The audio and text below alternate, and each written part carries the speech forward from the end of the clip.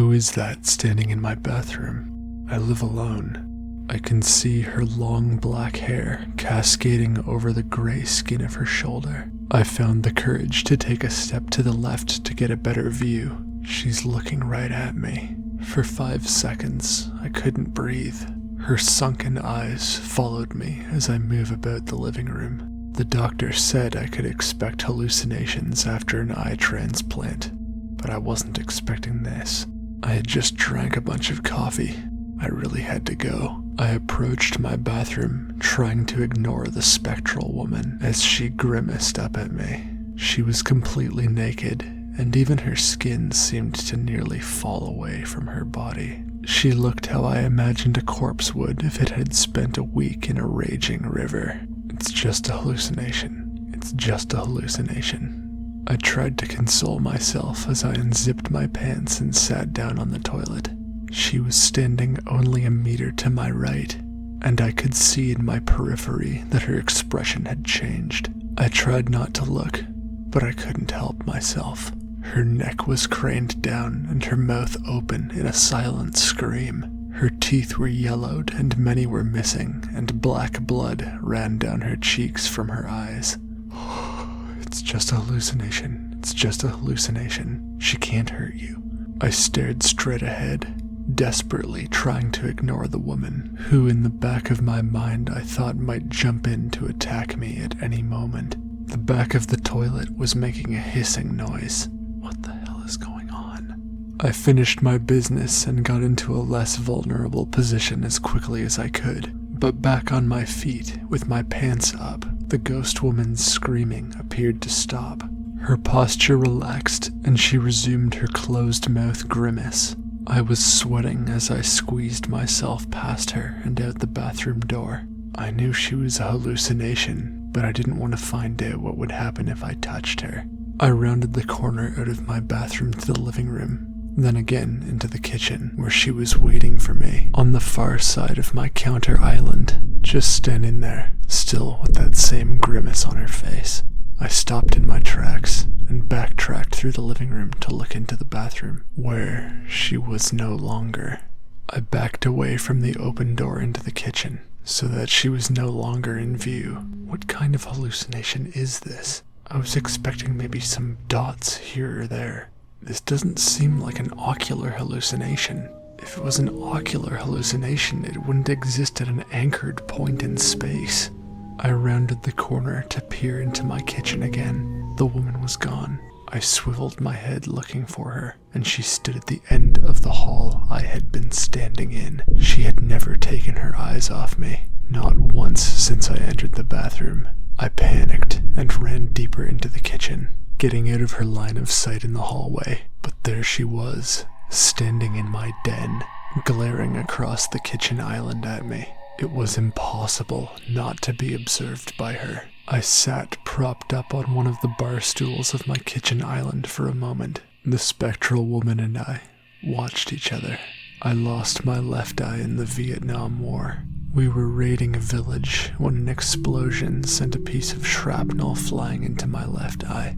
I had lived without an eye for 30 years, up until a month ago when my friend Richard, another Vietnam vet, died. He was an organ donor and wanted me to have his eye. The surgery had been a week ago, and it had been 3 days since I was discharged from the hospital. Despite my skepticism, I was told that hallucinations could last up to another 2 weeks. So, as the ghostly woman stared me down, I felt I'd just endure it, wait it out. It was a long 2 weeks. The woman truly never stopped watching me. It had been very difficult to get to sleep the first few nights, as she stood just inside my closet door. And interestingly, when I left my house and went about my business around the city, she watched me from the sidewalk, appearing over each horizon and disappearing over the crest of each hill. In the grocery store, she saw me from the end of each aisle, but she appeared invisible to everyone else. This gave me some comfort and some unease. It confirmed in my mind that she was a hallucination, but then again, it meant that I was alone with her in my head. I had discovered over the 2 weeks that in fact she was only visible to my left eye.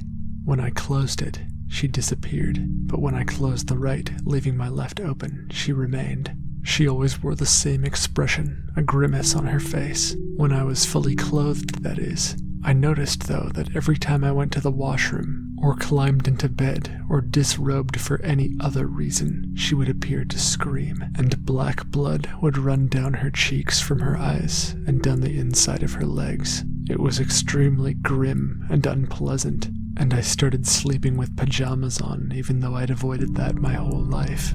When the 2 weeks were up, I still saw her, plain as day, and a feeling of dread took hold of me. I got my surgeon on the phone, and he confirmed that I should no longer be having hallucinations. When I hinted at what I'd been seeing, he sounded horrified, and I quickly played it down so as not to draw attention to myself. And so there I found myself again, 2 weeks later, sitting at the bar stool in my kitchen island, staring across to the den at the spectral woman who stared back at me.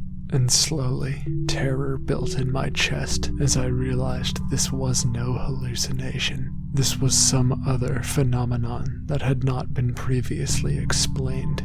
But if she could hurt me, surely she would have done it by now. I wanted to try something. I had noticed that every time she screamed, the plumbing in my walls rumbled and groaned, and I was left with a sensation of falling, which caused my panic to deepen. But what was that phenomenon precisely? I rose to my feet and walked around the counter island to face her. She watched me, calculatingly, as I undid the top 2 buttons of my shirt, and her face scrunched up. The blood poured from her eyes, and there it was, that sensation and the groans of the pipes in my kitchen sink and dishwasher. I felt horrible inside, and I just wanted to end it. But not yet. Not until I learned something new. As I turned around, I saw it. The water that had been in my glass was levitating, floating about a foot over the lip.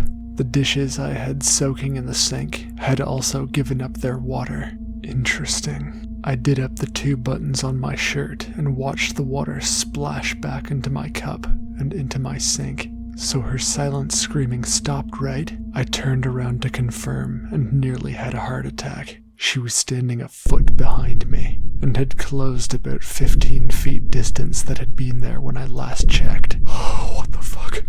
What the fuck? She had not done this previously. Why was this happening now? I kept my eye on her and backed away.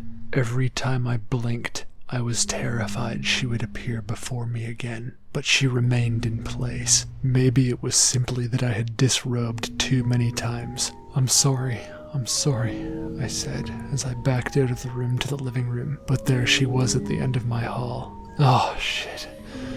Oh, why do I keep forgetting there's no getting away from her? I felt like I was starting to lose my mind. I ate dinner nervously that night, barely able to choke down my food while watching a show, and I thought about whether or not to change into my pajamas before climbing into bed. She was grimacing at me from my closet door. I simply couldn't handle the stress. I shut my left eye and changed. If I couldn't see her, then I just wouldn't know what she was doing, and that would just have to do for now. I climbed into bed, still with my left eye shut, and managed to fall asleep. In the night, I had a dream, although, really, it was a memory. A blast went off from behind a straw hut, and a searing pain pierced my left eye. I screamed, and other soldiers rushed in to aid me. I lay on my left side, writhing around on the ground, to the sound of screams from horrified women and children. Other soldiers were storming the huts of the village and setting them ablaze. There was Richard. I remember how he looked. We spent every day together at the time, but we hadn't actually spoken in 10 years, and yet I remembered his face. He was approaching a woman, standing in the doorway of a hut, trying to defend her child. Her face looked so familiar, but I couldn't place where I'd seen it before. She screamed as Richard pushed her into the hut and closed the door behind him. I woke up. The spectral woman was standing right where I had been changing the night before. Her neck was craned so that she was grimacing down at me as I had been sleeping. I still wasn't used to it, even after all this time. So was that just a dream? Or had that really been a memory? Richard, what did you do in that hut? But I felt guilty. I hadn't been a very good friend for the last 10 years of his life. Maybe called him once or twice, but I really didn't know what he was experiencing. I know we all wore our trauma differently. In fact, come to think of it, I didn't even know how he died. God, I should go visit Judy, pay her my respects. I remembered where Richard's wife and he lived 10 years ago, and I prayed Judy still lived there. I got in the car and drove down the country roads with the woman watching me all the way. I got out at what I thought was the place. There was a car in the driveway, so that was a good sign. I knocked on the door as the spectral woman watched me from the street gutter. There was some mild shuffling inside, and then the door creaked open. Judy's sullen face appeared. "Hey Judy, how are you holding up?" I asked. "Johnathan, come inside." She seemed glad to see me. The house smelled of cigarette smoke, and I found a free corduroy chair next to the fireplace where the spectral woman stood. "My condolences, Judy. I'm sorry I didn't call." "Oh, that's quite all right. I know you boys all have your various ways of dealing with things." She tried to be understanding, which through my guilt made me feel more sore. I thought about whether or not I should tell Judy that this was her husband's eye, but it was probably better to keep that to myself. Richard was a good friend, and I'm sorry I wasn't there for him later in life. I don't think it would have mattered, to be quite honest. He was losing his mind near the end. "Oh, is that so? How did he go? Dementia?" "Oh, you haven't heard?" Judy seemed a bit put off. "He hanged himself, I'm afraid. I walked in here, and there he was over the fireplace." My heart skipped a beat, and I looked up at the spectral woman, whose grimace oddly looked like a little bit of a smirk. "Oh dear, I'm so sorry you had to find him like that," I said, honestly. "Oh, that's all right, Johnathan, it's not your fault." Judy's face started to scrunch up in a sob. "I wish that he'd just talk to me. He always felt that he needed to be so stoic." "Did he not tell you anything about the war?" "Never." "No, not about the war anyway. But he had night terrors, and sometimes he'd cry out in his sleep. Once, about a few months ago, he sat upright in bed in the middle of the night, screaming about some woman who'd been following him. You know me, I tend to be the jealous type, and I thought he might have been cheating on me. But he promised on his mother's grave he wasn't, and I always trust that. Yeah, well, the horrors of war do manifest in strange ways sometimes." I deflected. "I'm sorry, Judy. I really ought to get going. Please, though, call me if you need anything." "Oh, bless your heart, Johnathan. The same goes for you."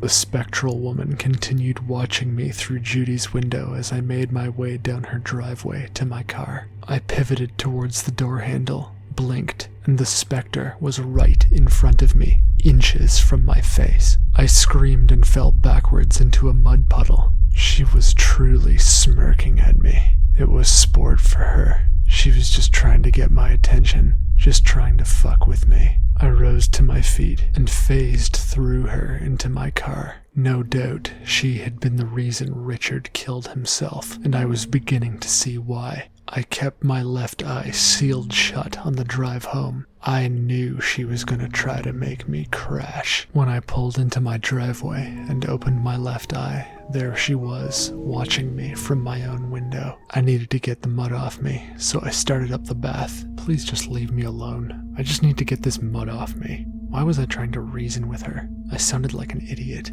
Or maybe I was doing it for myself, just talking my way through it to keep my sanity. When the bath was full, I turned off the water, disrobed, and climbed inside. And sure enough, the bloody tears streaked down her ghoulish face. The air was filled with silence, but there were tremors in the water in which I lay, the whole palette of it rising along my body. I started to stand up, but as I blinked, she was an inch from my face. I gasped and slipped back into the pool. My head submerged, and I heard it, her scream, blood-curdling, piercing through the water, although it could not be heard in the air. Spectral blood ran down her legs in little droplets that made their way into the water, and I heard another scream, that of a boy who had not reached puberty, and a third scream of a grown man. This one spoke English. It was Richard. He was saying things so wicked and vile,